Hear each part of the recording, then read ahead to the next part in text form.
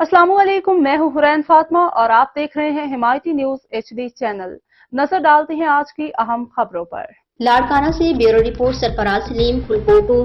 SSP Larkana Rohal Khoso Dokri शहर में अवाम की सहूलत के लिए खुली कचहरी का इनेकाद किया, जिसमें 100 से जायद अफराद ने अपनी दरखास्तें SSP को पेश की, जिसमें लोगों ने घरेलू मामलात, जमीन के तनाज़ात और घरेलू झगड़ों की शिकायत की। मुतअद्दिद दरखास्तों पर SSP ने मौका पर ही अहकामात जारी किए, जबकि कुछ दरखास्तों पर शफाफ इंक्वायरी की यकीन दहानी कराई गई। तकरीब में ताजर बरादरी, सहाफी बरादरी और मुख्तलिफ मकातब फिक्र से ताल्लुक रखने वाले अफराद की बड़ी तादाद ने शिरकत की।